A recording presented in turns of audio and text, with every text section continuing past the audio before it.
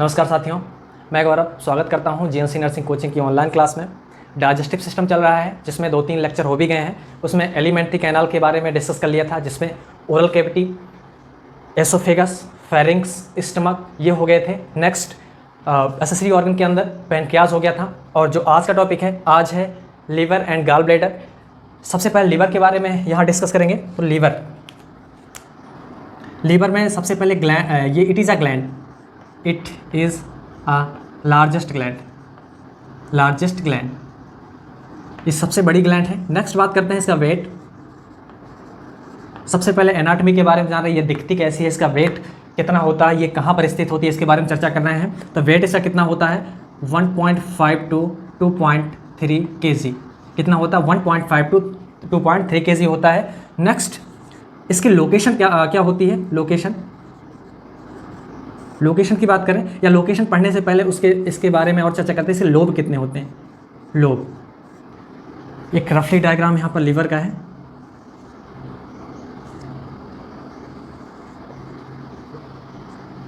ये लीवर हो गया। लीवर के सबसे पहले लोब, इसके अगर एक्सटर्नल देखा जाए, ऊपरी से देखा जाए, तो इसके 2 लोब दिखते हैं, जिसमें ये राइट लोब हो गया, ये लेफ्ट लोब हो गया। अगर ऊपर से देखा जाए, एक्सटर्नल रूप से देखा जाए, तो 2 लोब पाए जा रहे हैं। लेकिन अगर इंटरनल रूप से देखा जाए तो 4 लोब दे आर 4 लोब्स। पहला right lobe, next left lobe. अगर इसके इंटरनल देखा जाए, इसके बैक साइड या अंदर की तरफ देखा जाए, तो 2 छोटे छोटे लोब और पाए जाते हैं, जिसका नाम है तीसरा caudate, fourth quadrate. Caudate and quadrate lobe. अगर एक्सटर्नल रूप से देखा जाए तो इसके सिर्फ 2 ही लोब इसमें दिखते हैं, ऊपर से यहाँ पर जैसे आप देख सकते हैं, right and left lobe.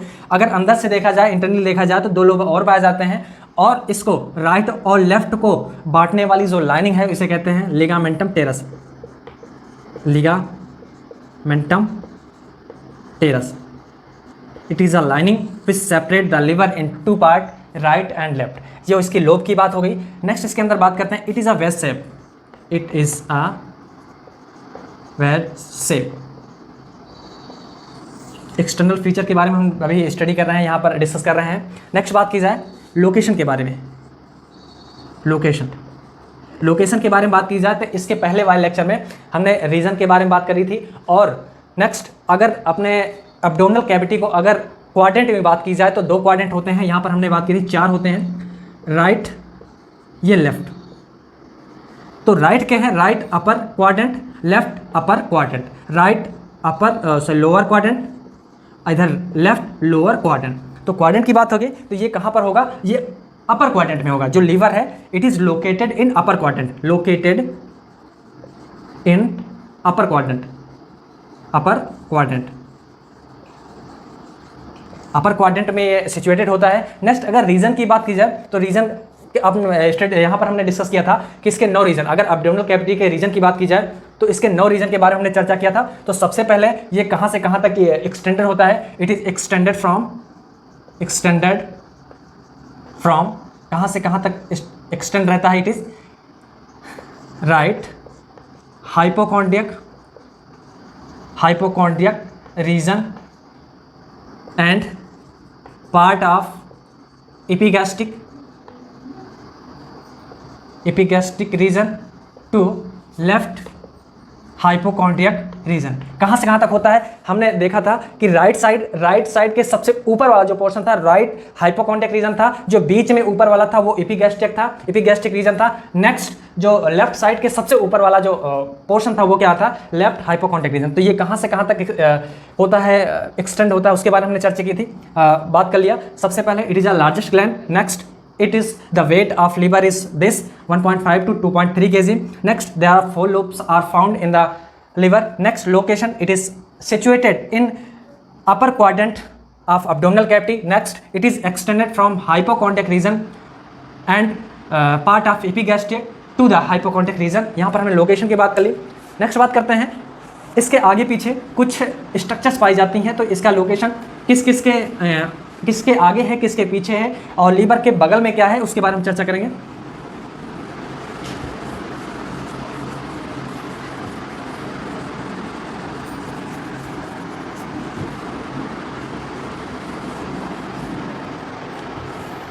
Liver के सबसे पहले हम देखेंगे सुपीरियर क्या है, यानी लीवर के ऊपर कौन सी स्ट्रक्चर पाई जाती है उसके बारे में चर्चा करेंगे।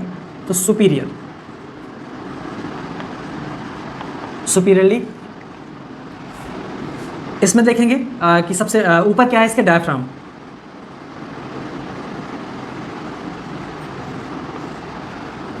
नेक्स्ट डायफ्राम इसके ऊपर है। और इन्फीरियर क्या है, यानी लीवर के नीचे ऐसी कौन सी स्ट्रक्चर्स पाई जाती हैं। लीवर के नीचे पाया जाता है स्टमक पाया जाता है। कुछ पार्ट स्मॉल इंटेस्टाइन के पाए जाते हैं, जिसमें डियोडेनम,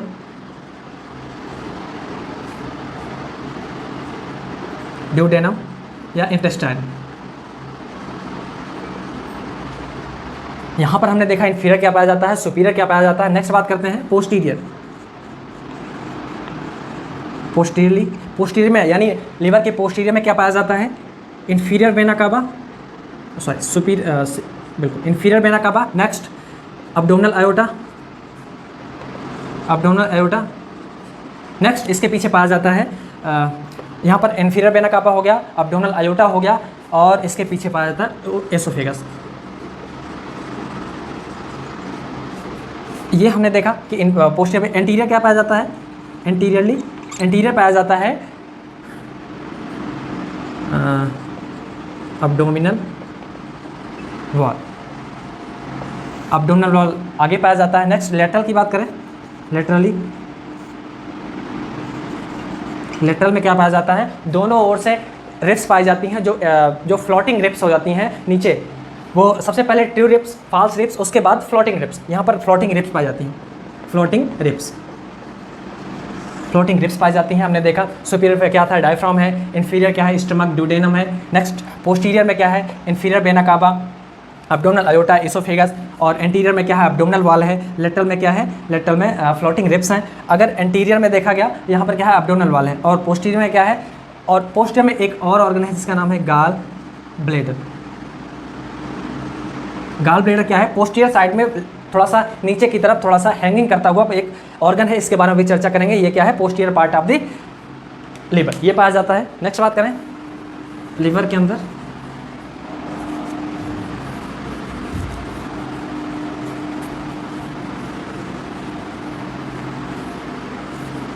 हिस्टोलॉजी।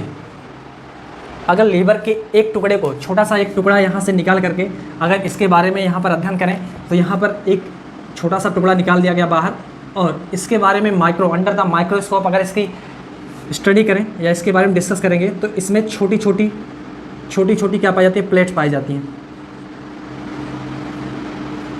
छोटी इसके अंदर प्लेट्स पाई जाती हैं, जिसका क्या नाम है, हिपैटिक प्लेट्स।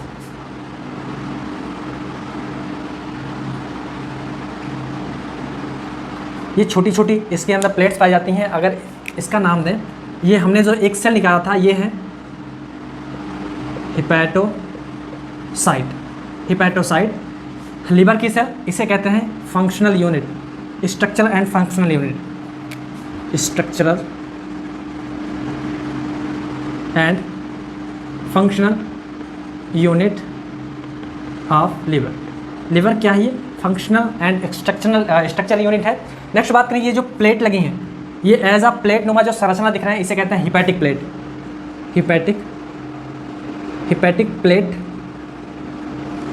और पर्टिकुलर इस स्ट्रक्चर के अंतर्गत या हिपैटोसाइट्स के अंतर्गत कुछ इसमें से ब्लड सप्लाई भी होती हैं। और हमने देखा था कि जैसे लीवर से क्या निकलता है, बाइल जूस निकलता है, तो इसमें बाइल जूस यहीं से सिंथेसिस होता है। नेक्स्ट बात करें कि इसमें हमने देखा था कि यहाँ पर पोर्टल वेन भी खुलती है, यहाँ पर हिपैटिक आर्टरी, हिपैटिक वेन होती हैं, यहाँ सारी चीज़ इसमें देखने को मिलेगी। एक ट्राइड बनता है जिसे कहते हैं हिपैटिक ट्राइड, पोर्टल ट्राइड। इस पोर्टल ट्राइड के अंदर क्या क्या आता है, हमने यहाँ पर अगर चर्चा करें तो ये ट्राइड बन गया, जिसके अंतर्गत यहाँ पर ये ट्राइड बन गया। और ये क्या है, branch of branch of bile duct. क्या है? Branch of bile duct. Next क्या है? यहाँ पर ब्रांच ऑफ बाइल डक्ट यहाँ पर आई है, एक डक्ट है और कौन सी किसकी ये डक्ट है, ये ब्रांच ऑफ बाइल डक्ट है, बाइल डक्ट है। नेक्स्ट बात करें branch of hepatic artery, branch of hepatic artery है। नेक्स्ट ये क्या है? Branch of portal vein. Digestive system में पोर्टल वेन बहुत ही इंपॉर्टेंट स्ट्रक्चर है, जिसमें कि inferior mesenteric when, superior mesenteric when और स्प्लेनिक वेन, गैस्ट्रिक वेन, सारा अपना जो न्यूट्रिटिव वैल्यू है, सारी न्यूट्रिएंट से फुल जितने भी ब्लड हैं और डीऑक्सीजनेटेड ब्लड है, सब किस में लाती हैं? सब लिवर में लाती हैं। वो किसके द्वारा लाती हैं? पोर्टल वेन द्वारा लाती हैं। और यहाँ पोर्टल वेन की कुछ ब्रांचें हैं, यानी branch of portal vein, branch of hepatic vein, branch of bile duct. ये तीनों डक्ट या तीनों वेन मिला करके एक ट्राइड बनाता है, जिसका नाम है portal tried. Branch of bile duct के अंदर क्या होता है? इसमें से पर्टिकुलर बाइल का सेक्रेशन होता है, यहाँ से बाइल निकल करके बाहर जाता है, उसकी कुछ ब्रांच है। Next branch of hepatic artery, कुछ हिपैटिक आर्टरी है इसमें होती हैं, जिसके द्वारा ऑक्सीजनेटेड ब्लड का लिवर में आना होता है। नेक्स्ट बात करें ब्रांच ऑफ पोर्टल वेन के द्वारा जो सुपीरियर इंफीरियर मेजेंट्रिक वेन है, स्प्लेनिक वेन है और गैस्ट्रिक वेन है, सबके द्वारा जो डीऑक्सीजनेटेड ब्लड होता है और उसमें जो न्यूट्रिटिव वैल्यू होती है वो बहुत ज़्यादा होती है, वो सारा आग किस में आता है? वो लीवर के अंदर आता है। नेक्स्ट बात करें, ये जो खाली स्पेस होता है, ये जो खाली स्पेस होता है, तीनों प्लेट्स से घिरा हुआ, 1 2 3 तीनों तरफ से घिरा हुआ एक ये स्पेस खाली स्थान पाया जाता है, जिसे कहते हैं साइनोसॉइड पाया जाता है। और इसी साइनोसॉइड के अंदर कुछ सेल्स पाई जाती हैं, जिसे कहते हैं कुफर सेल। ये फैगोसाइटिक सेल है। कुफर सेल या फैगोसाइटिक सेल ये क्या करती हैं, अब इसके बारे में डिस्कस करेंगे। नेक्स्ट यहाँ पर बीच में यहाँ पर एक वेन पाई जाती है, जिसका नाम है सेंट्रल वेन। ये सेंट्रल वेन है। ये जो सेंट्रल वेन है, जितने भी डीऑक्सीजनेटेड ब्लड लिवर में होते हैं, उसका सारा क्या करती है? कलेक्शन करती है। कलेक्शन किस में होता है? सेंट्रल वेन में होता है। सेंट्रल वेन में आने के बाद ये किस में जाता है? ये जाता है हिपैटिक वेन में जाने के बाद ये सारा डीऑक्सीजनेटेड ब्लड किस में जाता है? इंफीरियर वेना कावा में जाने के बाद सीधा किस में जाता है? अपने हार्ट के राइट एट्रियम में ये सारा ब्लड डीऑक्सीजनेटेड ब्लड चला जाता है। तो हमने देखा ये सेंट्रल वेन थी, सेंट्रल वेन में सारा डीऑक्सीजनेटेड ब्लड आया। सेंट्रल वेन के बाद हिपैटिक वेन में आकर ये सेंट्रल वेन खुली। उसके बाद इंफीरियर वेना कावा में आकर सारा डीऑक्सीजनेटेड ब्लड आया। उसके बाद राइट एट्रियम में ये सारा डीऑक्सीजनेटेड ब्लड आ गया। तो हमने ये एक हिपैटोसाइट की बात की और हिस्टोलॉजी की, इसके अंदर कौन कौन सी वेन होती हैं, कौन कौन से इसमें डक्ट होती हैं, उसके बारे में हमने यहाँ पर डिस्कस किया। और जो साइनोसॉइड होता है, ये खाली स्पेस इस सेल के अंदर जो कि 3 प्लेटों से घिरा हुआ स्पेस होता है, उसे कहते हैं साइनोसॉइड। नेक्स्ट इसके अंदर कुफर सेल पाई जाती हैं, जिसे कहते हैं फैगोसाइटिक सेल। क्या कहते हैं? Phagocytic cell. ये क्या करती है? पर्टिकुलर जो कोई भी माइक्रो ऑर्गेनिज्म या हार्मफुल बैक्टीरिया अपने बॉडी के अंदर डाइजेस्टिव ट्रैक के अंदर आते हैं, उसका ऑब्जॉर्प्शन होकर के लीवर के पास जाता है। तो लीवर यहाँ पर क्या करता है? इसका डिस्ट्रक्शन कर देता है, यहाँ पर किल कर देता है। तो फैगोसाइटिक हो गया, फैगोसाइटिक सेल इसमें पाई जाती हैं, कुफर सेल। ये तो हो गया अपना हिस्टोलॉजी के बारे में। यहाँ पर हमने एक सेल को, एक हिपैटोसाइट को यहाँ पर हमने इसको अंडर द माइक्रोस्कोप यहाँ पर डिस्कस किया कि इसमें क्या क्या कौन कौन सी संरचना इसके अंतर्गत पाई जाती हैं। यहाँ पर हमने ये डिस्कस कर लिया। नेक्स्ट इसके बारे में बात करते हैं।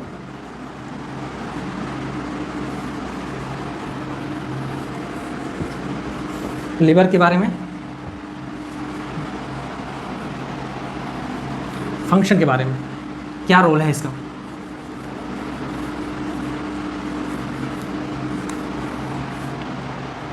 फंक्शन ऑफ लिवर, फंक्शन के बारे में डिस्कस करें तो सबसे पहले जैसे कि पता है, जो लिवर होता है ये डाइजेस्टिव सिस्टम में बहुत बड़ा योगदान देता है और ये सिंथेसिस करता है bile juice. Bile juice is synthesized by the liver and it helps in the emulsification of fat. ये बाइल जूस है जो कि अपने ड्यूडेनम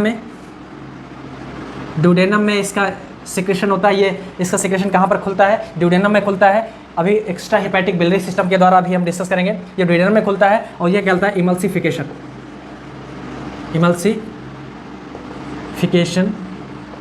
ऑफ फैट। फैट का इमल्सिफिकेशन होता है। जब तक फैट का इमल्सिफिकेशन बाइल साल्ट के द्वारा या बाइल जूस के द्वारा नहीं किया जाएगा तब तक अपने फैट का अब्जॉर्प्शन नहीं होगा। ये क्या करता है? जो भी ये मान लीजिए ड्यूडेनम है, ड्यूडेनम में आया हुआ फैट, जो भी फैट का मॉलिक्यूल्स आता है, इसमें इधर एक डक्ट आती है जिसे कहते हैं कॉमन हिपैटोपैनक्रियाटिक डक्ट। कॉमन हिपैटोपैनक्रियाटिक डक्ट आती है जिसमें कि क्या होता है? बाइल जूस होता है, पैनक्रियाटिक जूस भी होता है, उसके अंदर आता है, यानी ड्यूडेनम के अंदर आता है। और पर्टिकुलर ये जो फैट है, फैट को अगर देखा जाए, अगर उसको पानी के अंदर, अगर इसको पानी के अंदर फैट को डाल दिया जाए तो ये क्या होती है? फैल जाती है। तो कहने का मतलब इसका सरफेस टेंशन इसका ज़्यादा होता है। तो क्या होता है? इस सरफेस टेंशन को कम करने के लिए इमल्सिफाई होता है, यानी फैट का इमल्सिफिकेशन किसके द्वारा किया जाता है? फैट के द्वारा किया जाता है। और इसमें क्या जाता है? Emulsified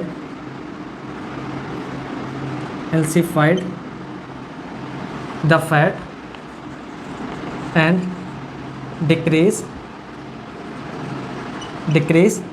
the surface tension of fat की सरफेस टेंशन को कम करता है, जो कि लिवर द्वारा एक जूस निकलता है जिसका नाम है बाइल जूस। तो ये हो गया पहला, बाइल जूस का सिक्रेशन करता है। नेक्स्ट बात करें, लगभग एक दिन में 0.5 टू या कह सकते हैं 500 ml से 800 ml तक एक दिन के अंदर बाइल जूस का सिक्रेशन लिवर द्वारा किया जाता है। कितना? 500 to 800 ml पर डे। एक दिन के अंदर कितना? 500 से 800 ml का सिक्रेशन बाइल जूस किसके द्वारा किया जाता है? लिवर के द्वारा किया जाता है। नेक्स्ट बात करें, सिंथेसिस। क्या सिंथेसिस करता है इसके अंदर? ये करता है प्लाज्मा प्रोटीन, जितनी भी ऑल प्लाज्मा प्रोटीन, सभी प्लाज्मा प्रोटीन का सिंथेसिस लिवर द्वारा किया जाता है। Next, clotting factor. इसके अंदर क्या और क्या किया जाता है?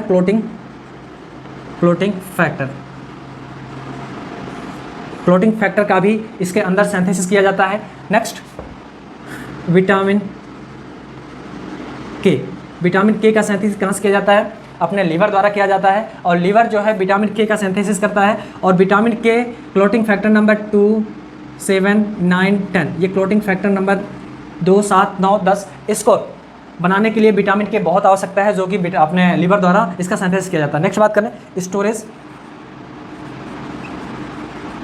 स्टोरेज में क्या करता है? इट स्टोर्स, ये कुछ फैट सोल्यूबल विटामिन का स्टोरेज करते हैं। इसमें A, D, E, K, ये जितनी भी फैट सोल्यूबल विटामिन है इसका ये स्टोरेज करता है। नेक्स्ट बात करें, इसके अंदर कुछ वाटर सोल्यूबल विटामिन भी हैं, जैसे विटामिन B12 का भी ये स्टोरेज करता है। नेक्स्ट, आयरन,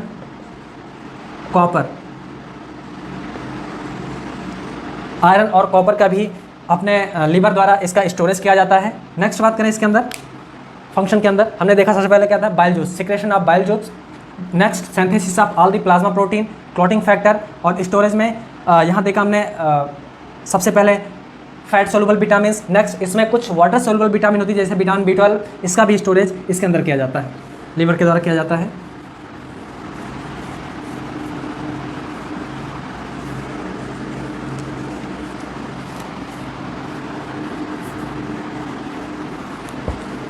इसके अंदर नेक्स्ट डिस्कस करते हैं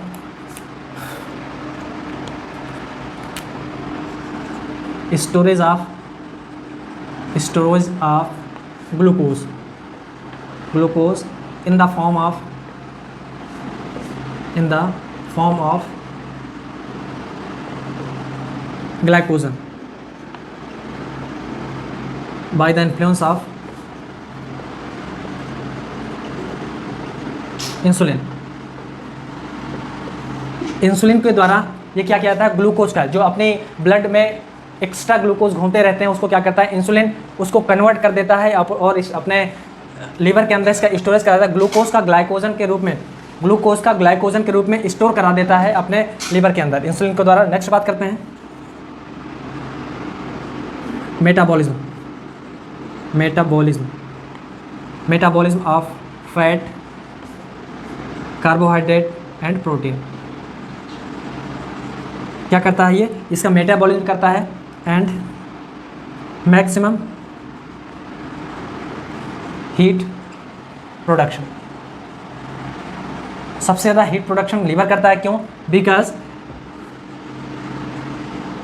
क्यों करता है? क्योंकि इसकी जो मेटाबॉलिक रेट है, बिकॉज हाई मेटाबॉलिक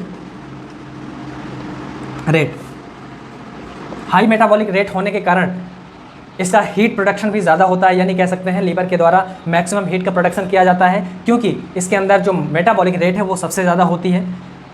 और इसके अंदर बात करें तो डिटॉक्सिफिकेशन ऑफ ड्रग्स। अगर कोई भी ऐसी ड्रग अपने बॉडी के अंदर जाती है जिसके बहुत सारे नुकसान है बॉडी के अंदर, तो क्या करता है ये डिटॉक्सीफाई करता है, detoxification of drug, detoxification of drug. कुछ मेडिसिन्स होती हैं, कुछ मेडिसिन्स होती हैं जो कि हिपैटोटॉक्सिक होती हैं। क्या होती हैं? हिपैटोटॉक्सिक। मान लीजिए पैरासीटामोल खाया, पीसीएम खाया और उसका 500 mg खाया, 500 mg खाने के बाद ये पूरी अपनी बॉडी के अंदर पूरी जाकर के किसी पर्टिकुलर ऑर्गन पर नहीं काम करती है। क्या करता है ये, अपना जो लीवर होता है ये first pass metabolism, first pass metabolism, first pass metabolism के रूप में भी काम करता है। जैसे पैरासीटामोल अपने फूड द्वारा खाना, या क्या पैरासीटामोल खाया गया या गोली इसकी ली गई तो क्या करती है अपने लीवर जा कर के अपने इंटेस्टाइन में और स्टमक में जाकर ऑब्जॉर्व हुई, उसके बाद किस में जाती है? सबसे पहले लीवर में जाती है। लीवर में मान लीजिए यहाँ 500 खाया गया और इंटेस्टाइन के द्वारा 400 ऑब्जॉर्व कर लिया गया। 400 ऑब्जॉर्व करने के बाद जब लीवर के पास जाता है तो यहाँ पर भी उतना ही आगे ये भेजता है जितनी बॉडी को आवश्यकता होती है। लगभग 30 से 50 mg ये खुद ही ऑब्जर्व कर लेता है, ये लीवर खुद ही रख लेता है, उसके बाद ये रिलीज करता है। कहने का मतलब यहाँ पर भी टोल तो कुछ देना पड़ता है किसी मेडिसिन को आगे बढ़ने के लिए। अगर टॉक्सिक होती है तो यहाँ पर कह रहे हैं हिपैटोटॉक्सिक ड्रग जो होती हैं, कुछ हिपैटोटॉक्सिक ड्रग होती हैं जिसका कि यहाँ पर इसका मेटाबॉलिज्म, यानी कुछ लीवर कुछ हिपैटोटॉक्सिक ड्रग होती हैं जिसका मेटाबॉलिज्म कहाँ होता है? लीवर के अंदर होता है। तो यहाँ पर पैरासीटामोल इतना खाया गया, उसके बाद जितनी बॉडी को, यहाँ पर बॉडी के अंदर बात करें 300 से लेकर 350 mg तक ही ब्लड में जा पाती है। तो यहाँ नहीं, हमने देखा यहाँ पर हिपैटोटॉक्सिक कुछ मेडिसिन होती हैं जिसका मेटाबॉलिज्म कहाँ होता है? अपने लीवर के अंदर होता है। ये हो गया इसके लीवर की फंक्शन के बारे में। डिफेंसिव मैकेनिज्म कैसे करता है ये? इसके अंदर क्या पाई जाती है? कुफर सेल पाई जाती हैं। कुफर सेल, कुफर सेल क्या करती हैं? ये माइक्रो ऑर्गेनिज्म, कोई भी माइक्रो ऑर्गेनिज्म बैक्टीरिया आया रहता है उसको क्या करती हैं? किल करती हैं। It destroy the harmful micro organism. ये क्या करती हैं? जो कोई भी micro organism, harmful micro organism आता है अपनी बॉडी के अंदर, उसके द्वारा लीवर के द्वारा क्या किया जाता है? उसको डिस्ट्रॉय कर दिया जाता है।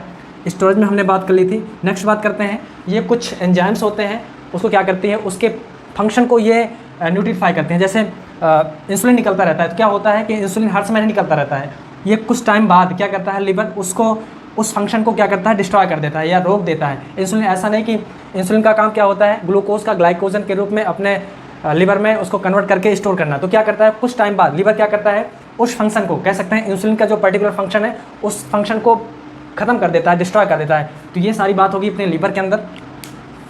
नेक्स्ट बात करते हैं एक्सक्रीशन। एक और पॉइंट है एक्सक्रीटिव।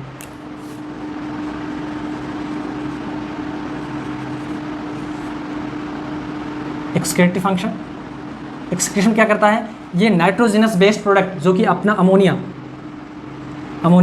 जब प्रोटीन खाते हैं उसका बेस्ट प्रोडक्ट क्या बनता है? Nitrogenous based product. और उसमें क्या होता है? अमोनिया इसमें यूरिया साइकिल चलती है, यूरिया साइकिल।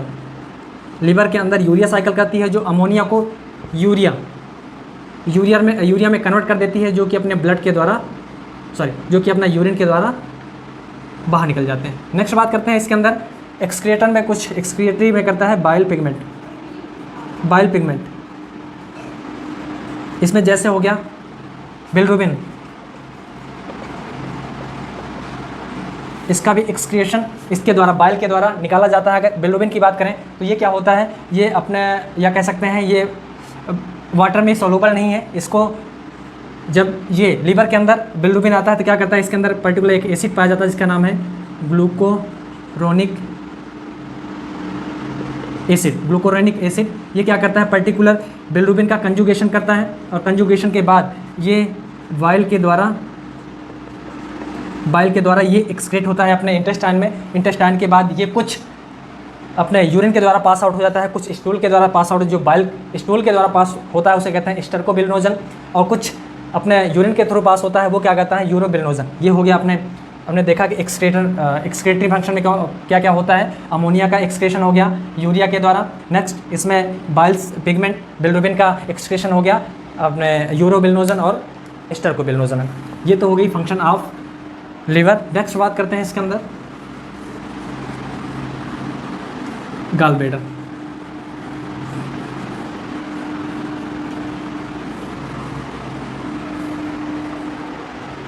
हम गॉल ब्लैडर के अंदर क्या होता है, ये क्या कैसे काम करते हैं उसके बारे में बात करेंगे। सबसे पहले जो गॉल ब्लैडर है, it is a sac like structure, sac like pouch, या it is pear shaped structure. Pear shaped structure है। लीवर के राइट, जो लीवर है इसका राइट लोब के नीचे, जस्ट राइट लोब के नीचे एक पाउच जैसी एक संरचना पाई जाती है, एक पाउच जैसी संरचना पाई जाती है, और इसे क्या कहते हैं, इसे कहते हैं गॉल ब्लैडर। गॉल ब्लैडर के पार्ट की बात की जाए तो सबसे नीचे जो एक्सटेंडेड पोर्शन है, ये जो एक्सटेंडेड पोर्शन इसे कहते हैं फंडस, और जो बीच वाला पोर्शन इसे कहते हैं बॉडी, और जो ये पोर्शन है सबसे ऊपर रखे से नेक, और पर्टिकुलर यहीं से एक डक्ट जुड़ी है जिसे कहते हैं cystic duct. Cystic duct particular क्या करती है, सिस्टिक डक्ट इसी के द्वारा बाइल का सिक्रेशन किया जाता है। सिक्रेशन बाइल का किसके द्वारा किया जाता है, सिस्टिक डक्ट के द्वारा किया जाता है। और इसकी बात करती है क्या करता है, इट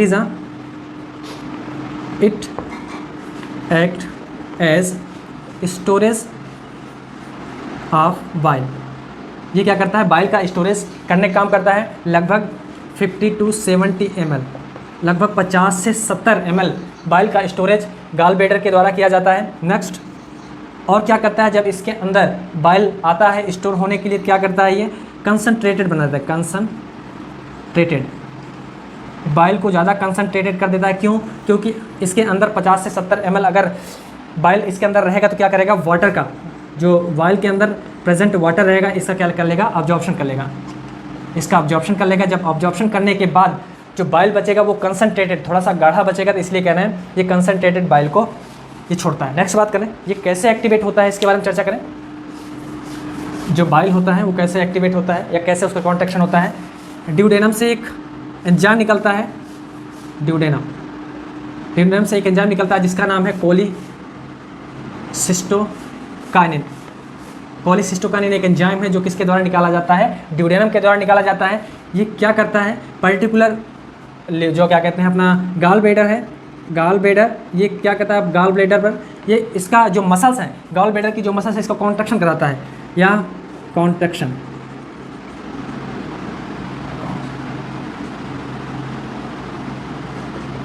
कराता है। जब गॉल ब्लैडर की मसल्स कॉन्ट्रैक्ट होंगी तो क्या होगा, पर्टिकुलर जो इसके अंदर का बाइल है वो बाहर निकल जाएगा। जब बाहर निकल जाएगा तो क्या होगा, ये किसमें, कॉमन बाइल डक्ट के अंदर सारा सिक्रेशन छोड़ देगा। सारा सिक्रेशन कहाँ पर पहुँच जाएगा, कॉमन बाइल डक्ट के अंदर। तो हमने देखा पर्टिकुलर जो ये गॉल ब्लैडर है, गॉल ब्लैडर कहाँ पर स्थित होती है, below the right lobe of the liver. Next इसके अंदर हमने देखा इसके अंदर से क्या निकली हुई है, सिस्टिक डक्ट निकली हुई है।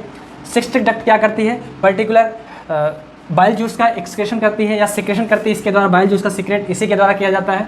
इसके 3 पार्ट हैं और ये क्या करती है, कब एक्टिवेट होती है, जब ड्यूडेनम के अंदर से एक जूस निकलता है या कह सकते हैं एक एंजाइम निकलता है जिसका नाम है कोलिसिस्टोकाइनिन, CCK इसका फुल शॉर्ट फॉर्म है, शॉर्ट में CCK लिखा जाता है। ये क्या करता है, गॉल ब्लैडर पर आकर काम करता है और क्या काम करता है, इसका कॉन्ट्रैक्शन कराता है, गॉल ब्लैडर का कॉन्ट्रैक्शन कराता है। जब गॉल ब्लैडर कॉन्ट्रैक्ट होगा तो क्या करेगा, इसके अंदर से सारा जूस या बाइल सारा निकल जाएगा। और जब ये कोलिसिस्टोकाइनिन ये इंस्फिंक्टर ऑफ ओडाई पर भी काम करता है, इंस्फिंक्टर ऑफ ओडाई पर काम करता है। जिस टाइम इसका कॉन्ट्रैक्शन होगा उस टाइम इंस्फिंक्टर ऑफ ओडाई का क्या होगा, रिलैक्सेशन।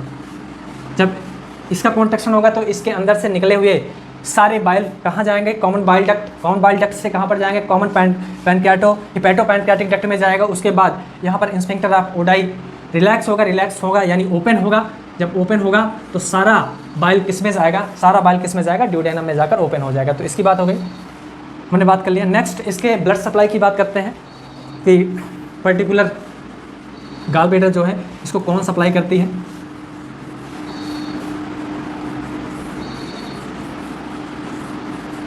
ब्लड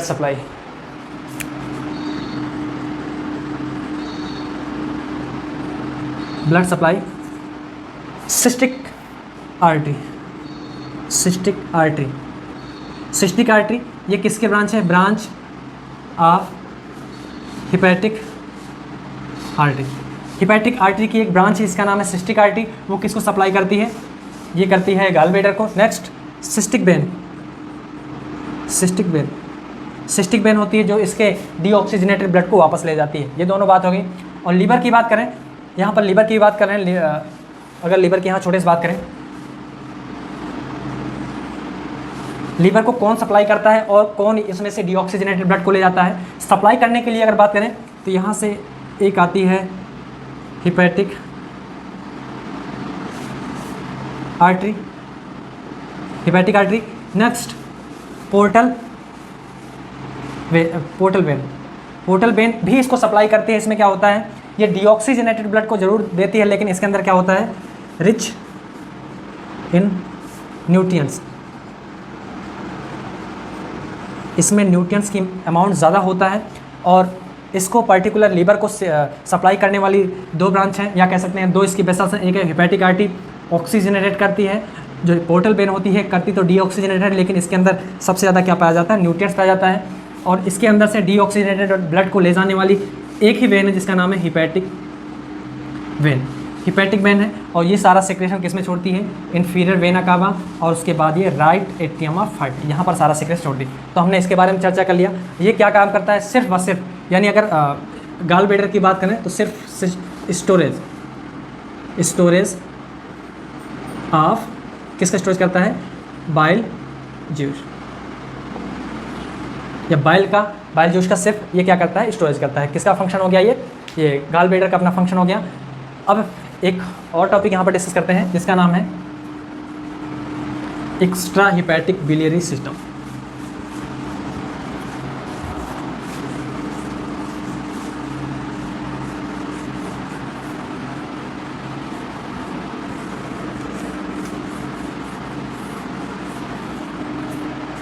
हमारा नेक्स्ट टॉपिक है extra hepatic biliary system.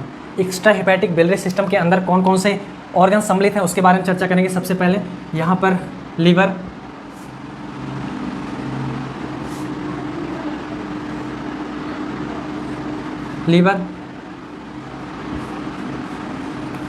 Next gall bladder,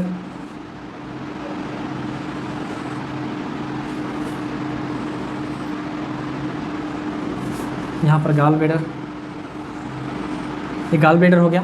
next इधर बात करते हैं पैनक्रियाज,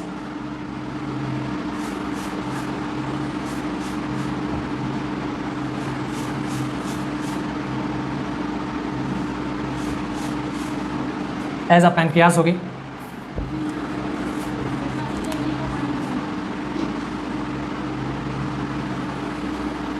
ये पैनक्रियाज हो गई। तो क्या कौन कौन से इसमें ऑर्गन सम्मिलित हैं, ये है। यहाँ से क्या होता है पर्टिकुलर, ये राइट लोब हो गया, ये लेफ्ट लोब हो गया। यहाँ से पर्टिकुलर एक ब्रांच निकलती है राइट हिपैटिक डक्ट, इधर लेफ्ट हिपैटिक डक्ट, दोनों राइट और लेफ्ट हिपैटिक डक्ट एक डक्ट में जाकर खुलते हैं जिसका नाम है common hepatic duct. Common hepatic duct और जब कॉमन हिपैटिक डक्ट के साथ निकली हुई ब्रांच गाल ब्लैडर से जिसका नाम है सिस्टिक डक्ट जब खुलती है और ये जा करके मिक्स हो जाती है कॉमन हिपैटिक डक्ट में, तो उसका नाम हो जाता है common bile duct, CBD, common bile duct. Common bile duct के बाद जब पैनक्रियाज से निकलने वाली पैनक्रियाटिक डक्ट, पैनक्रियाज से निकलने वाली पैनक्रियाटिक डक्ट, जब पैनक्रियाज से निकलने वाली पैनक्रियाटिक डक्ट जब आकर के कॉमन बाइल डक्ट में मिलती है तो इसका नाम होता है common hepato pancreatic duct, common hepato pancreatic duct. अब ये कॉमन हिपैटो पैनक्रियाटिक डक्ट किसके अंदर खुलती हैं? पर्टिकुलर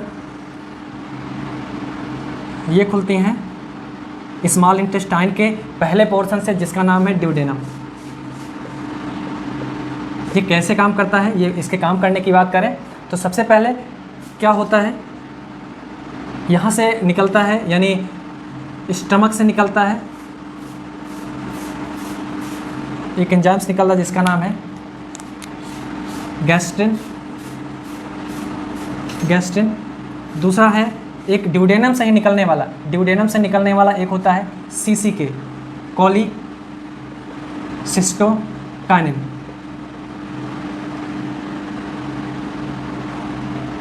कोलिसिस्टोकाइनिन और गैस्ट्रिन, ये पर्टिकुलर जो कोलिसिस्टोकाइनिन है और गैस्ट्रिन है ये लगभग सेम है। लगभग सेम का मतलब लगभग सेम काम करते हैं। ये क्या करता है, जो कोलिसिस्टोकाइनिन होता है ये कहाँ पर काम करता है, ये गाल ब्लैडर पर काम करता है और ये क्या करता है, इसका कॉन्ट्रैक्शन कराता है, इसकी जो मसल्स हैं इसको कॉन्ट्रैक्शन कराता है। कॉन्ट्रैक्शन, जब कॉन्ट्रैक्शन गाल ब्लैडर का होगा तो पर्टिकुलर इसके अंदर जो भी बाइल जूस भरा होगा उसका क्या होगा, सिक्रेशन होगा और पर्टिकुलर इसके अंदर से भी क्या आएगा, बाइल जूस आएगा और ये ट्रेवल करेगा। यहाँ पर पर्टिकुलर एक डायलेटेड एरिया होता है, इससे कॉमन हिपैटो पैनक्रियाटिक डक्ट का एक थोड़ा सा डायलेटेड एरिया होता है जिसे क्या कहते हैं, हिपैटो पैनक्रियाटिक एम्पुला। क्या होता है, हिपैटो पैनक्रियाटिक एम्पुला या दूसरे इसी का नाम है एम्पुला ऑफ वेटर। इसी का दो नाम होता है, एम्पुला ऑफ वेटर या हिपैटो पैनक्रियाटिक एम्पुला। और यहाँ पर एक स्फिंक्टर लगा होता है जिसे कहते हैं स्फिंक्टर ऑफ ओडाई होता है। तो जब कोलिसिस्टोकाइनिन जो कि ड्यूडेनम से निकला हुआ है, निकलने वाला एक एंजाइम है, वो काम कहाँ पर करता है, कॉमन बाइल डक्ट पर काम करता है, इसका कॉन्ट्रैक्शन कराता है। तो बाइल जूस इसके अंदर जो भरा होता है क्या होता है, सिस्टिक डक्ट के अंदर आता है और जब ये इसका कॉन्ट्रैक्शन होता है तो उसके साथ साथ स्फिंक्टर ऑफ ओडाई का रिलैक्सेशन होता है। क्या होता है, रिलैक्सेशन, इसके अंदर रिलैक्सेशन होता है। तो जितना भी सिक्रेशन बाइल जूस का आया वो कहाँ पर खुलेगा आप, क्योंकि ये ओपन ऑलरेडी हो गया तो कहाँ पर आ जाएगा, ये ड्यूडेनम के अंदर आ जाएगा। और जो गैस्ट्रिन है और कोलिसिस्टोकाइनिन ये दोनों मिलकर या गैस्ट्रिन खुद ही अकेले मिलकर किस पर काम करता है, ये पैनक्रियाज पर काम करता है, पैनक्रियाट पर स्टिमुलेट करता है क्या करने के लिए, पैनक्रियाटिक